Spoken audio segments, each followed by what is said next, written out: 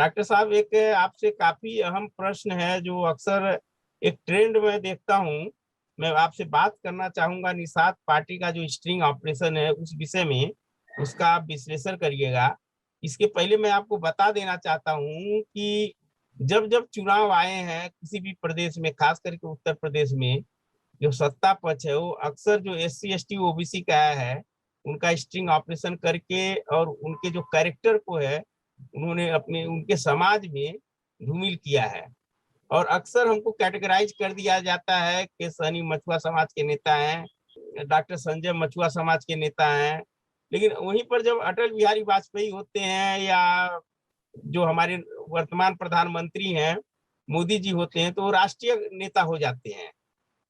तो मेरा दो प्रश्न है आपसे। प्रश्न पहला एक है कि क्या इसको साजिश के तौर पर देखा जाना चाहिए कि जो हमारे नेता हैं इनका स्ट्रिंग ऑपरेशन करा के और उन्हीं के समाज में उनकी जो छवि है उसको धूमिल किया जाए, और जो वोट का पोलराइजेशन हो रहा था उसको पोलराइजेशन किसी और तरफ मोड़ दिया जाए। जो नेता है, जब SC ST OBC का नेता है, चाहे मुलायम सिंह यादव हो, चाहे आपका लालू प्रसाद यादव ले लीजिए, चाहे डॉक्टर संजय निषाद ले लीजिए, जब ये नेता उभरते हैं तो इनको पिछड़ा नेता कहा जाता है, इनको यादव का नेता कहा जाता है। और वहीं जब स्वर्ण समाज का नेता जब उभर के आता है तो मीडिया उनको राष्ट्रीय नेता कहता है। सर नमस्कार।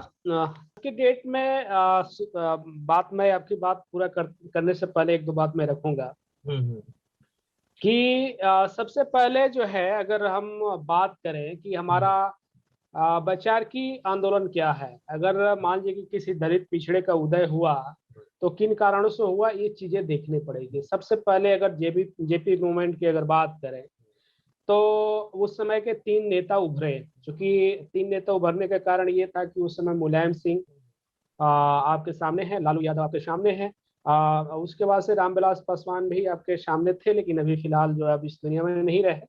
और चौथा नाम जो आता है आपके जो है शरद यादव का नाम जो आप सुने होंगे। तो इस समय जो आप देखेंगे कि पूरी जो जब देश आजाद हुआ था तो देश आजाद होने के बाद जो एक लिस्ट यूपी का चाहे बिहार का छोड़ी यूपी का अगर लिस्ट देखेंगे तो त्रिपाठी मिश्रा और फला फला फला जो है मुख्यमंत्री हुआ करते थे। पूरी एक लंबी लिस्ट है।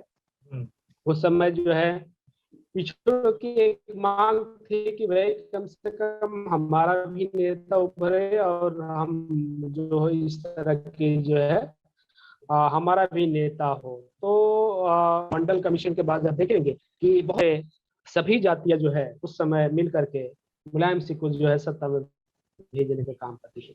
अब ये लंबा आपके समय जो दौर आपके सामने गुजर रहा है, ये चीजें आप देख रहे हैं कि मुलायम सिंह भी सत्ता में आया और मायावती भी सत्ता में आई। तो मायावती और मुलायम सिंह ने 20 साल के कार्यकाल का अगर अवलोकन करेंगे तो जिन एजेंडे पे वो बढ़ी थी, समाजवाद लाएंगे, हम अपने समाज को बचाएंगे, तो वो चीजें कितना बचा पाई और नहीं बचा पाई आपके सामने है। मायावती का जो एजेंडा है, आप कांसीराम जिन जो है 85 की बात करते हैं, वो कितना आप 85 की जो है भागीदारी मायावती ने दी और नहीं दी, ये भी आपके सामने है। तो उदय होना हमारे जो है अन्य जो जातियों आधारित जो है नेताओं का उदय हुआ। लेकिन आज तो उदय जो है जाति आधार नेताओं का उदय हुआ है, एक तरह से ये कितना सामाजिक, चूंकि एक तरह से समाज की मजबूरियां है। जाति समाज को नेताओं का उदय होने से एक ये हुआ है कि अब समाज की एक मजबूरी है कि इनको वोट करती है। चूंकि जो नेचर मायावती, मुलायम सिंह और इसके पीछे जो त्रिपाठी चौबे और जो मुख्यमंत्री बनते थे, वो मजबूरी के कारण जो है समाज हमेशा वोट देता रहता था। अभी भी जाति आधारित नेताओं को समाज मजबूरी में वोट दे रहा है। कारण ये है कि मायावती ने वही की, मुलायम सिंह ने वही किया और इसके पहले का जो इतिहास देखेंगे तो वही हुआ था, जिसके कारण इनको वोट समाज दे रहा है। अगर वैचारिकी रूप से देखें, क्योंकि आइडियोलॉजी रूप से अगर ये मजबूत होते तो जो है कहीं ना कहीं ये किसी एंगल से जो है आज की डेट में मजबूत होते, क्योंकि ये वैचारिक रूप से मजबूत नहीं है। अब नैरेटिव थोड़ा सा समझने की जरूरत है। नैरेटिव में एक दो चीजें ये है कि भाई अगर त्रिपाठी चौबे और जो है सवर्ण समाज का अगर विधायक, सांसद या जो है मुख्यमंत्री बनेगा तो आइडियोलॉजी वो अपनी हिसाब से अपनी आइडियोलॉजी जो ऑलरेडी जो है हजारों वर्षों से हम शोषित हो रहे हैं, तो उसी आइडियोलॉजी को फॉलो कराने की कोशिश करेगा। ये एक आइडियोलॉजी आपके सामने है जो आप देख रहे हैं, वो आपसे परिचित है या समाज भी इससे परिचित है। ऐसा नहीं है कि समाज इससे परिचित नहीं है कि स्वर्ण की आइडियोलॉजी क्या रही है और आपको किस नजरिया से देखा और आपको क्या बना के रखा है। आप मजदूर बन के रह गए, आप गरीब बन के रह गए, शोषित समाज के नाम से जाने लगे, क्योंकि आपकी दो चीजें छीन ली गई। आपकी विचार की आइडियोलॉजी पढ़ने नहीं दिया गया, पढ़ने नहीं दिया गया तो मतलब कि आपकी विचार की आइडियोलॉजी समाप्त हो गई। दूसरी चीजें ये थी कि सत्ता बल से थोड़ा बहुत आप मजबूत थी, तो जमीन के नाते आपकी जमीन जो थी, जमीन जायदाद थी, वो भी छीन लिया गया। जब ये आपकी आइडियोलॉजी एक तरफ से जो आपके दिमाग को जो है वो कर दिया गया, माने सवर्णों की आइडियोलॉजी में एक तरफ से दो चीजें आपकी छीनी गई, एक आइडियोलॉजी, दूसरी आपकी जो ये जो आपके जमीन जायदाद है या संपत्ति थी, जिसको आप कहते थे कि हम राजा हैं और राजा के वंशज हैं और आज भी आए दिन जो है लड़ने का काम करते हैं, तो वो चीजें जो आपकी जमीन जायदाद थी ये छीन लिया गया। तो जो श्रवण की आइडियोलॉजी में आप जो है समाप्त हो गए और आज जो गरीब हो गए। ठीक है, दूसरी नैरेटिव अब आपको समझने की जरूरत है कि 90 के बाद जो है दूसरी नैरेटिव शुरू होती है। मुलायम सिंह आते हैं, उधर मायावती आती हैं। मुलायम सिंह आने के बाद मुलायम सिंह की जो लोहिया का जो आइडियोलॉजी थी, जो समाजवाद की आइडियोलॉजी को वो आगे बढ़ाना चाह रहे थे कि भाई सबको समान जो है आइडियोलॉजी, मैंने सबको समानता की बात की जाए, सब जो है उस विचारधाराओं को लेकर के बढ़े। जेपी जी भी उसी मूवमेंट के बढ़ाए थे, जो आपका देश आजाद 75 में जो समाजवाद धर्मनिरपेक्ष की जो है अवधारणा उसमें जोड़ा गया, आप इस चीज को भी देख सकते हैं। तो ये नेता समाजवादी विचारों को आइडियोलॉजी से लेकर उभरे हुए थे, तो ये एक आइडियोलॉजी आप यहाँ देख सकते हैं। मायावती का भी आइडियोलॉजी आप देख सकते हैं कि एक दबे कुचले की जो आइडियोलॉजी की थी, वो कितना उन्होंने जो है समाज को जो है दिया।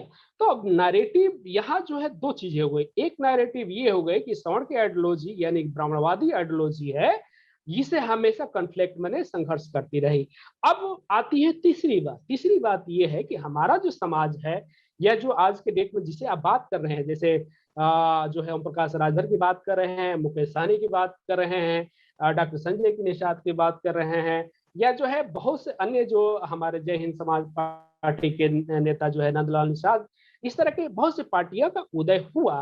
तो आइडियोलॉजी में ये दोनों नैरेटिव के अलग विपरीत इनकी आइडियोलॉजी क्या है, ये अभी आज तक जो है स्पष्ट नहीं हो पाया। अगर स्पष्ट होता तो हमारा समाज एक तरह से जो है वोट करने का जो है अपनी नजरिया बदल लेता, उसमें कोई दिक्कत ही नहीं होता, आराम से वोट दे देता।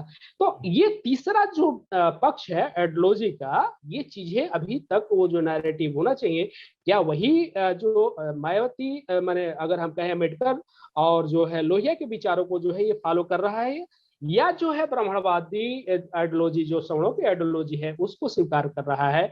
ये बात जिस दिन स्पष्ट हो जाएगी उस दिन इस समाज का उदय होना संभव हो जाएगा। तो ये आपकी जो है ये आइडियोलॉजी पे निर्भर आके करता है कि ये लोग क्या करेंगे, ये आपको स्पष्ट हो गया। ठीक है, अब बात जो आप स्टिंग ऑपरेशन की बात कर रहे हैं, तो स्टिंग ऑपरेशन हमेशा होता रहा है।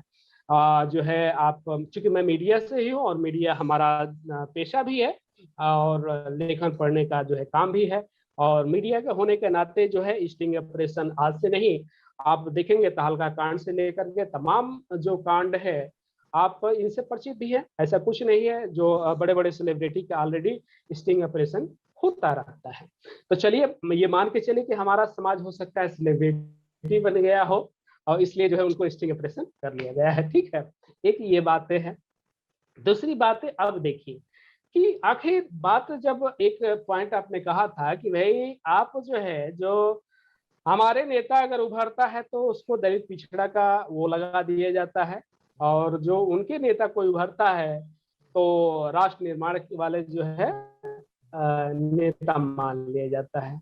तो ये आपके सामने इसलिए मैं भूमिका थोड़ा बनाया था कि इससे आपको स्पष्ट हो जाएगा कि ब्राह्मणवादी नेचर में आप क्या है, ऑलरेडी पहले से ही दलित पिछड़े हैं। ब्राह्मणवादी नेचर में जो इनका राष्ट्र की बात करते हैं, ओरिजिनल राष्ट्र की छोड़िए, इनका जो राष्ट्र की जो बात करते हैं, जो केसरिया की राष्ट्र की बात करते हैं, तो उस राष्ट्र में आप दलित पिछड़े हैं। ठीक है। तो ये अगर अब इधर की अगर बात करेंगे कि जो है आपके लोहिया और अम्बेडकर की बात करेंगे, तो ऑलरेडी आप शोषित समाज हैं। तो आप शोषित समाज में इनकी आइडियोलॉजी को आपने कितना एडॉप्ट किया, जिसका कारण जो है आपका विकास होने की किस तरह की नजरिया डेवलपमेंट हुई, ये स्पष्ट आपको इनके नजरिया से देखा जा सकता है।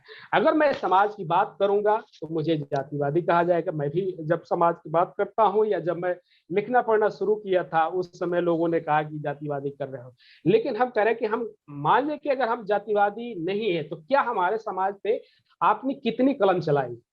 इस देश में अगर किसी दलित पिछड़े की बहू बेटियों के साथ किसी तरह का अन्याय होता है तो आपने कितनी कलम उठाई, कितनी उस चीजों को लिखा।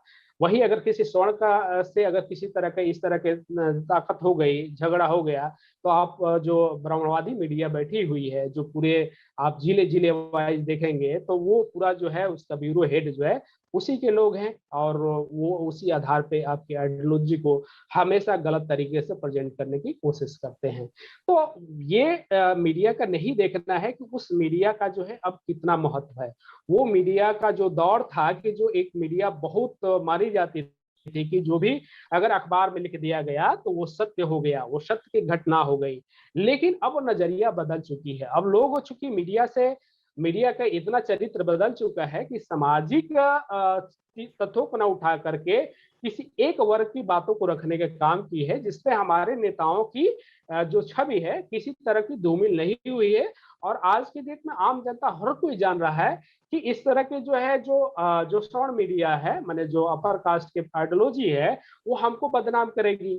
तो बदनाम करने से और वो चीजें करने से हमें कोई फर्क नहीं पड़ने वाला है। और हमारा नेता कोर्ट में जाए ना जाए, मानहानि का मुकदमा करे ना करे, उससे कोई उसके कार्यकर्ताओं को कोई फर्क नहीं पड़ना है। कारण ये है कि उस तरह की सिक्योरिटी दिया है। अगर ओम प्रकाश राजभर की अगर मान ले कि उनका स्टिंग ऑपरेशन हुआ है तो सिक्योरिटी किस तरह के दिए हैं। वो समाज के बीच में जाते हैं, एक ही चीज करते हैं कि बेटा अगर किसी अपर कास्ट का आदमी है तो अगर तुमको मार दिया तो तुम अकेले तुम लोग मत मारो, पूरा लोग मिल के मारो। पूरा लोग मिल के मारोगे तो अपने आप वो भाग जाएगा, अकेले मारोगे तो तुम हर जगह पिटाओगे। तो आप पूरा उत्तर प्रदेश की हिस्ट्री में आप उठा के देखिएगा कि अपवाद में कहीं कहीं जो है जो राजभर बिरादरी है शोषण होती है, जहां इस आइडियोलॉजी को वो आदमी स्वीकार नहीं कर पाया है, जिसका कारण जो है वहां पे वो पिटाता है। तो इस तरह की सिक्योरिटी ये समाज के जो नेताओं ने जो है ना किसी किसी तरह का सिक्योरिटी दे के रखा है, जिसके कारण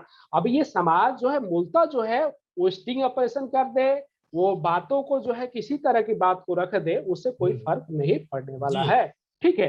तो ये चीज है। मैं ज्यादा न कहते हुए मैं अपनी बातों को जो है यही कहूंगा कि हमारे नेताओं के पास तीसरा जो नैरेटिव का जो एक रूपरेखा खींचना चाहिए था, वो चाहे ओम प्रकाश राजभर हो, चाहे मुकेश सहनी हो, और चाहे डॉक्टर संजय निषाद हो। इन तीनों नेताओं का या और अन्य भी जो नेता बने हुए हैं, क्योंकि इनकी आइडियोलॉजी या दूसरा तीसरा नैरेटिव, इनके खींचने का तरीका, इनके कहने का तरीका, ये जिस दिन डेवलपमेंट कर लेंगे उस दिन सत्ता से हम जो है सत्ता हमारे हाथ में होगी।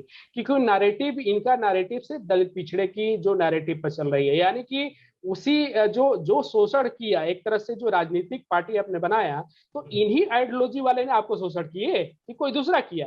पहला फ्रंट पे ब्राह्मणवादी आइडियोलॉजी ने शोषण किया, दूसरे फ्रंट पे जो है आपको आप देखेंगे तो यही दलित पिछड़े वाले जो कह के नेता या सत्ता में गए, यही लोग आपको शोषण किया। तो आप तीसरा नैरेटिव जो है खींचने का अगर काम जिस दिन कर दिए, उस दिन सत्ता से आपको कोई वंचित करने का काम नहीं माने आपको रोक नहीं सकता है। इन्हीं चंद बिंदुओं से जो मैं अपनी वाणी को विराम देना चाहूंगा। बहुत बहुत धन्यवाद डॉक्टर बलराम बिन जी। आपने जो मीडिया का चरित्र है, आज नेताओं का चरित्र है, उस पर काफी अच्छा आपने मतलब अपनी बातें रखी।